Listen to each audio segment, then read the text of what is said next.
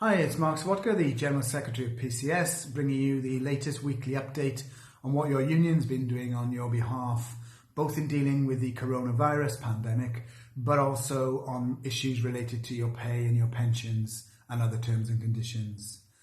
Can I once again, though, however, sadly start by reflecting that in the last week, further PCS members have died as a result of the coronavirus, some of them serving the public of this country, and most recently in the Border Force and in DWP. That's been a tragedy that we've had to deal with. So I want to, on behalf of the union, offer our heartfelt condolences to the family, friends and work colleagues of those who have sadly passed away.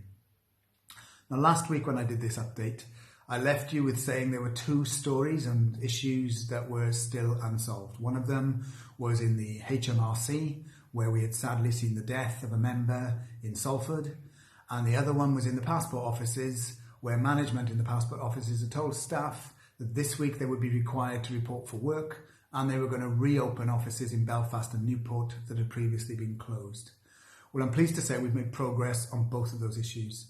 In HMRC, as a result of the fantastic work of our reps on the ground and our negotiators in HMRC and nationally, we not only succeeded in the closure of the office, but also agreed a process for risk assessments and ensuring that we were content the health and safety issues had been resolved. On the back of that, we've now had detailed talks with the Cabinet Office, and we are now in the final knockings of securing a protocol that will be applied across the whole of the civil service, ensuring a consistent approach that involves local health and safety reps and national consultation in the event of a case of coronavirus or a suspected case.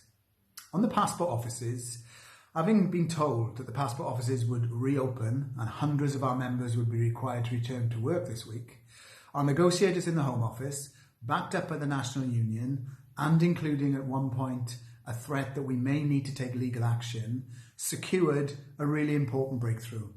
Because of the union approach, the Passport Office management agreed not to call people back into work this week and not to reopen the offices in Newport and Belfast, whilst there were further negotiations with the union dealing with our health and safety concerns. That shows the importance of being in a union and shows that we can act on people's behalf to stop management doing things that frankly we think are just wrong. In both cases, we now are continuing to talk to the management to secure the agreements we need. And there's been some other real success stories this week. In 3 different private sector companies, PCS members came to the union and our local reps and our national negotiators have secured a real breakthrough. In one case, people were told that because of a lack of work, all our members would be furloughed and only receive 80% of their pay. Having intervened, those members are now getting 100% of pay. In other cases, people in vulnerable categories were told that if they were home from work, they would have to get statutory sick pay, £18.85 a day. Our intervention has secured 100% of pay.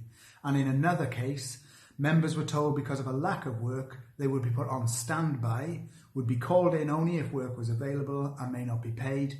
The union has intervened, and again, those members are getting 100% of pay. It's proof that being in PCS means that whether it's national negotiations, departmental or local issues in the public or private sector, we can make a difference, and where we have really strong reps on the ground, backed up by national negotiations, being in a union pays dividends. So if you know someone who's not in a union, ask them now to join. If you are not involved in PCS, why not consider getting involved with us?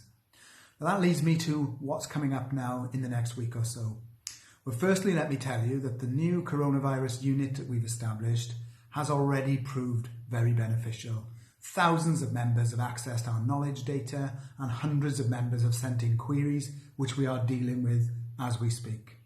Also, we've commenced a series of phone calls and have contacted so far thousands of our representatives to check on their well-being and to help them get involved in a further rolling out of our phone banking to start telephoning members to check what the problems are and how PCS can help. Now, next week, the National Executive Committee will meet on Tuesday, where we expect to be able to report the government's response to our interim claims on your behalf to get you all a pay rise, to get your pensions overpayment money back, and to get guarantees on your redundancy scheme and to stop office closures and further redundancies. As soon as we've heard back from the government, we will report to the National Executive Committee, and I expect to be able to update members on where we are next week.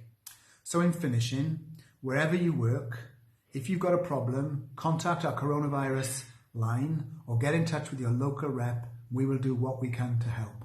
Thanks for everything you're doing providing public services. Thanks for being in the union. And remember, if you can get more people to join us, we'll be able to achieve even more. Thanks very much. Please stay safe. I'll do a further update next week.